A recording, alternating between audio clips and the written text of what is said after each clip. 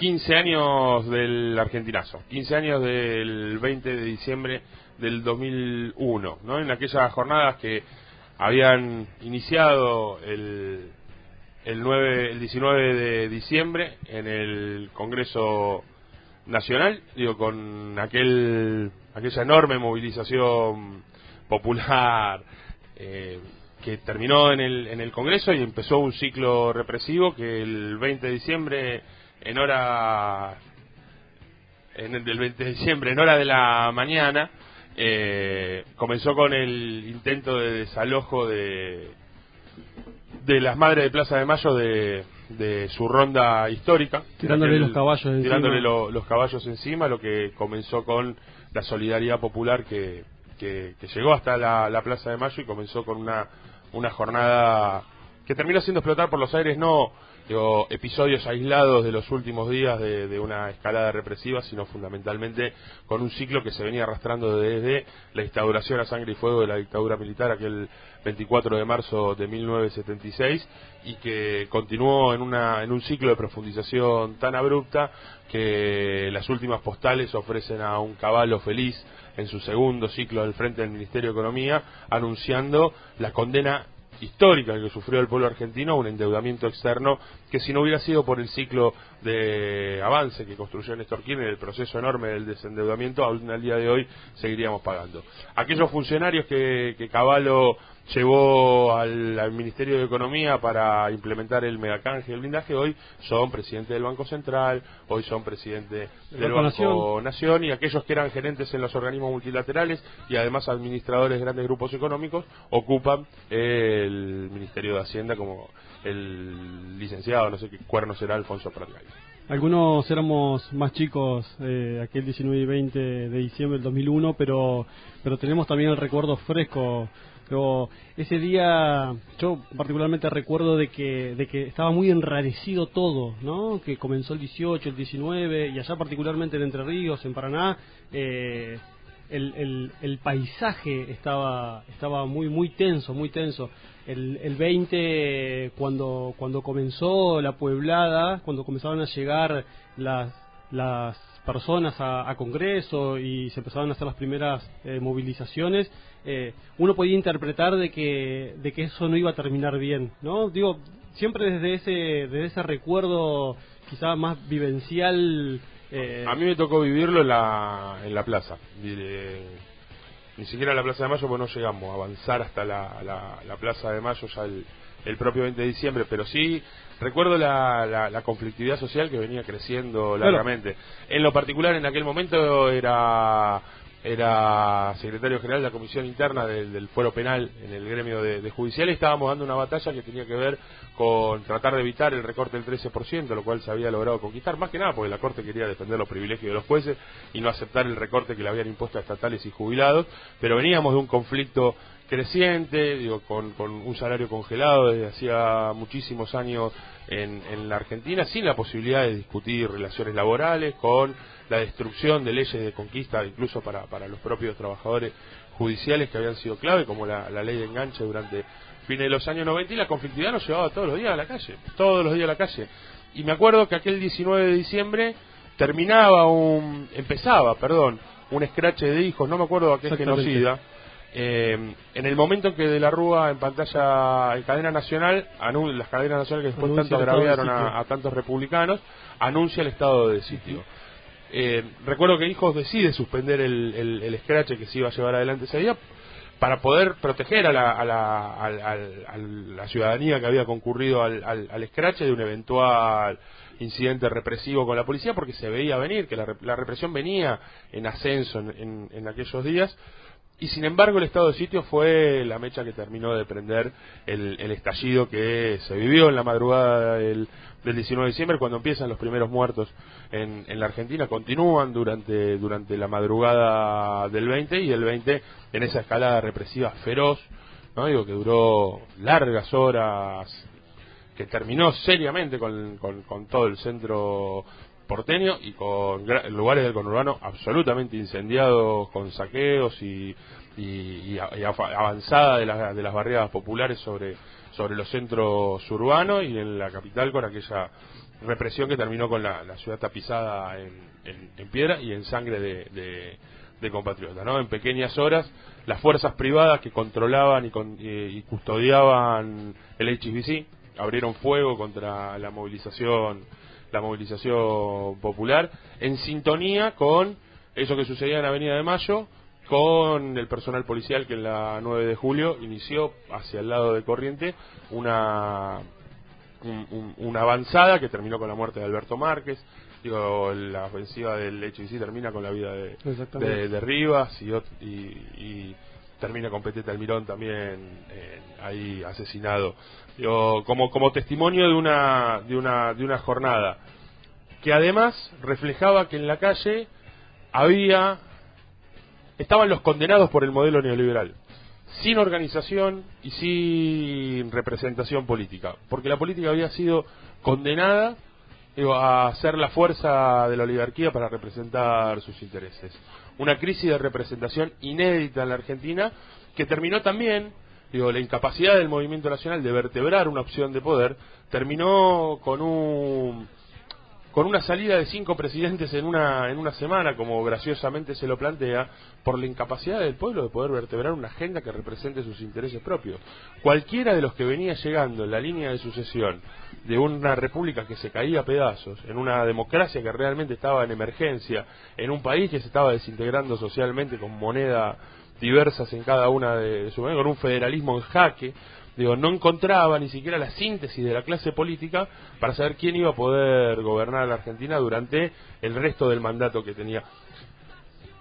Duhalde termina su ciclo con Maxi y Darío asesinados en el puente, como postal de que la avanzada represiva solo iba a traer en la Argentina más miseria, más desocupación, pero fundamentalmente más muertos, más sangre de compatriota, hasta que, como alguna vez lo definimos, llegó con más desocupados que votos a la Casa de Gobierno Néstor Kirchner, para reparar los sueños rotos de los más humildes y los trabajadores en la Argentina. Yo me acuerdo, en esa época era mucho más chico que todos los que estamos acá. Yo tenía 8 años y me acuerdo que con mi vieja, con mi abuela, resultado del neoliberalismo, vivíamos todos juntos, era toda la familia de mi vieja, viviendo en un departamento, y me acuerdo que lo estábamos mirando por la tele en Mar del Plata, y yo le preguntaba a mi mamá qué era lo que estaba pasando, y mi vieja me decía: esto es lo que pasa cuando hay injusticia. Y eso siempre me quedó, o sea, particularmente yo viví muchos hechos de lo que fueron la política en esa época, como las Torres Gemelas, cierto tipo de cosas que me fueron quedando y me quedan ese tipo de imágenes. También lo que pasó después, que el resultado de esa época neoliberal, de saqueo, de miseria para el pueblo, llevó a la época del canje, los tickets canasta. Yo me acuerdo que a mi vieja le pagaron con tickets canasta hasta mismo cuando asumió el gobierno de Néstor, que costó mucho salir de eso. Y me acuerdo que había ciertos personajes, en casa también se miraba Hora Clave, que se estaba todo el tiempo defendiendo ese modelo, y mi abuelo lo veía, porque mi abuelo, como la mayoría de mi familia, es de procedencia gorila, y mi vieja, me acuerdo que lo puteaba y le decía: pero ves, te das cuenta que este hijo de puta que está defendiendo a estos saqueadores. Y vos decías: bueno, son los mismos tipos que aparecieron en los últimos 12 años, esos tipos que se encargaron de tildar de chorros, tildar de nefastos, de corruptos, a un gobierno que lo único que hizo fue traerle alegría a la gente. Pero la imagen que más me queda es esa, la del 19 y 20, mirándolo por la tele, y el Mar del Plata mismo, esa organización masiva que había con un clima tan espeso, como decías vos, era un clima tan espeso, y no había una conducción política o un liderazgo político que pudiera conducir a toda esa horda de gente que iba poblando cada una de las plazas de los lugares donde le tocaba estar. Totalmente, vos lo marcás bien cuando decís que esa crisis de representación justamente se expresa por la desintegración orgánica del movimiento nacional, producto de todas estas políticas neoliberales que se aplicaron fuertemente después del año 92-93 con la reforma del Estado, y lo que iba hoy también era que uno después fue comprendiendo con el paso del tiempo y cómo se fue transformando también esa geografía después del 2001, 2002, 2003, cuando empieza un ciclo de conquista y de reconstrucción de sueños y de reconstrucción de las condiciones materiales dignas de vida de muchísimos sectores de nuestro pueblo.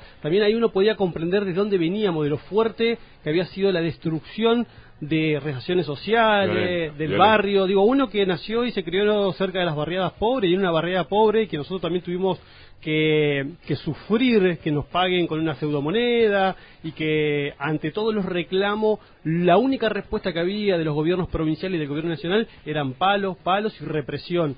No, con el paso del tiempo también algunos hemos aprendido a poder poner blanco sobre negro y la verdad que la historia a uno le pega y le pega fuerte.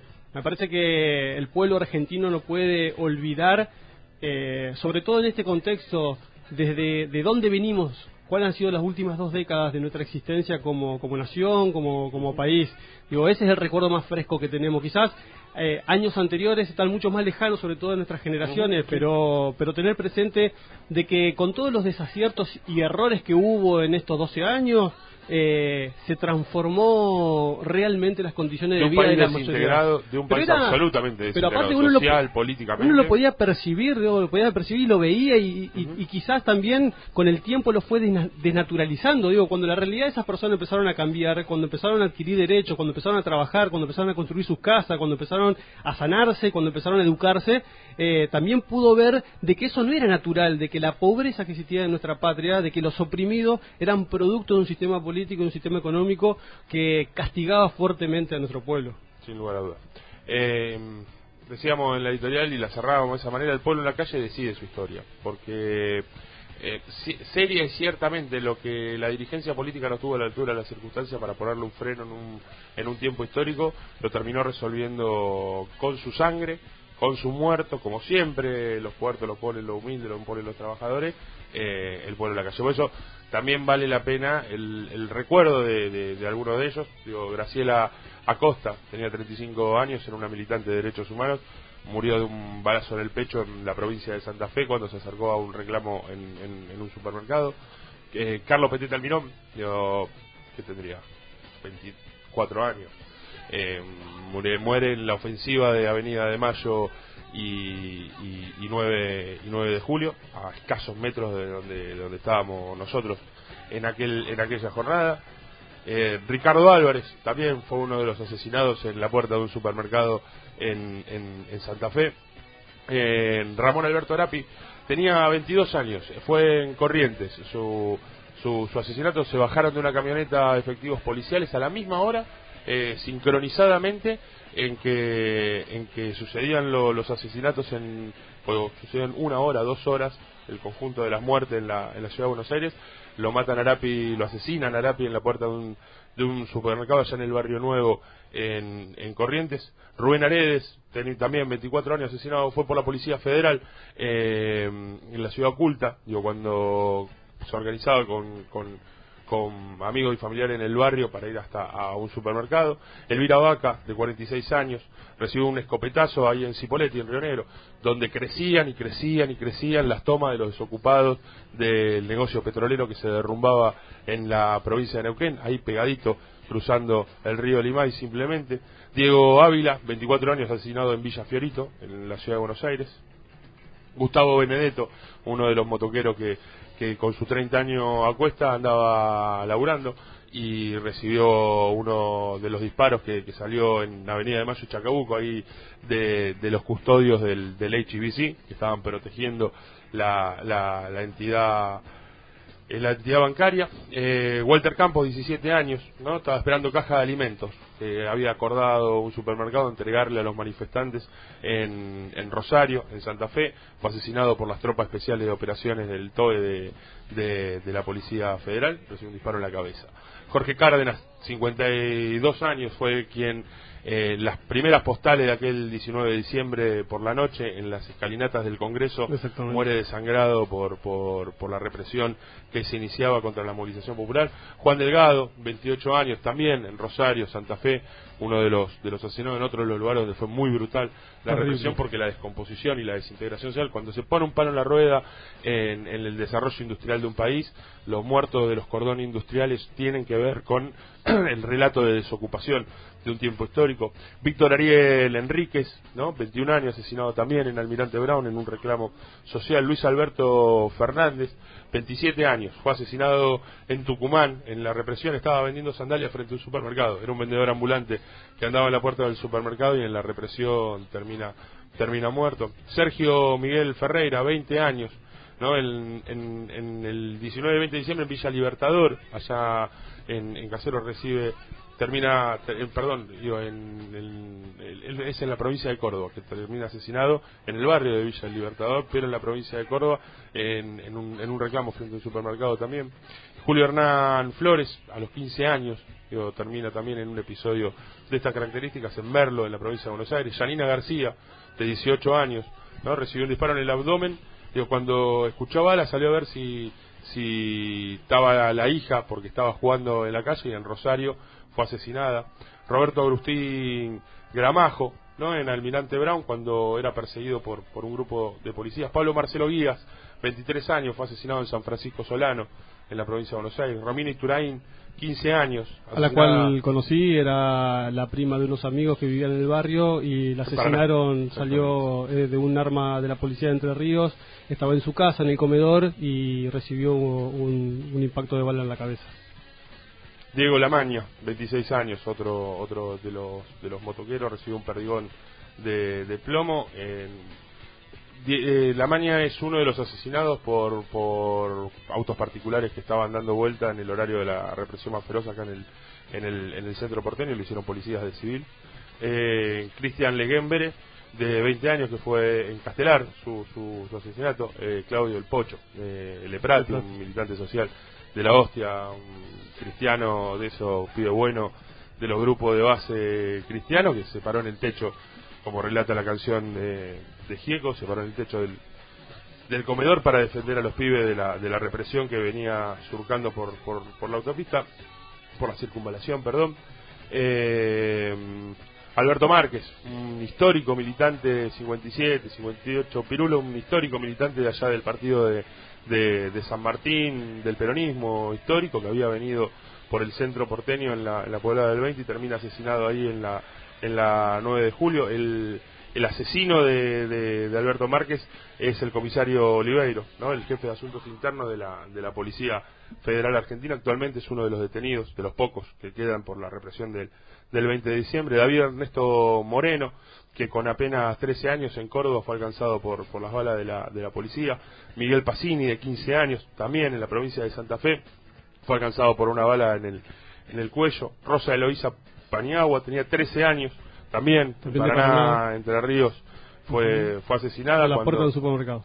Cuando los gendarmes llegaron para reprimir en la puerta, la bala le ingresó por la cabeza y sale por la boca, de 13 años. Sergio Pedernera, de 16 años, en Córdoba, es asesinado en el reclamo en un supermercado. Rubén Pereira, con 20 años, fue asesinado en Rosario, Santa Fe. Damián Vicente Ramírez, con 14 años, también fue alcanzado por un balazo en el cuello, ahí en La Ferrer, en La Matanza. Sandra Ríos fue asesinada el 19 de diciembre. Gastón Riva, otro de los motoqueros, andaba por la moto en Avenida de Mayo, otro de los asesinados por los custodios del HBC. José Daniel Rodríguez, Paraná, Entre Ríos. Mariela Rosales, en Loma de Zamora. Ariel Maximiliano Salas, en La Ferrer, en la provincia de Buenos Aires. Carlos Manuel Spinelli, 25 años, fue fusilado desde un gol blanco durante el 20 de diciembre en Pablo Nogués, también de los coches particulares que andaban circulando. Juan Alberto Torres. A José Luis Rodríguez lo matan el 19 de diciembre, después de que ATE y con otras organizaciones sindicales y organizaciones políticas se manifiesta frente a la Casa de Gobierno de Entre Ríos, incendian la puerta. José Daniel desaparece ese día y aparece a los pocos días muerto, tapado con neumáticos de auto. Carlos Manuel Spinelli, de 25 años, en Pablo Nogués, también fue asesinado. Juan Alberto Torres, de 21 años, ¿no? Sufrió una herida de fuego en la zona vital, en Corrientes. otro de los asesinados allá en Barrio Nuevo. José Vega fue asesinado en Moreno, en la provincia de Buenos Aires, y Ricardo Villalba, de 16 años, en Rosario, Santa Fe. Estaban pidiendo alimento a la familia en un supermercado, por una bala en el abdomen, terminó agonizando durante 3 días y falleció días después, y se lo intentó vincular con otro episodio.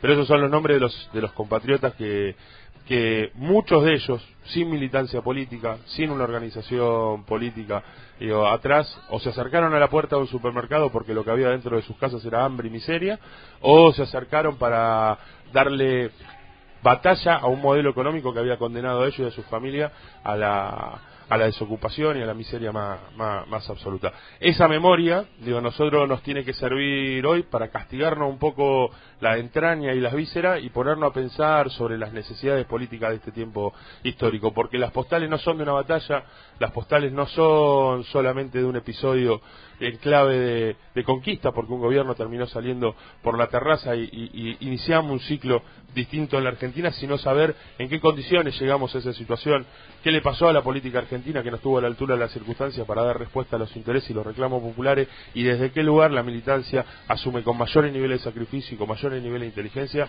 las responsabilidades políticas de este tiempo.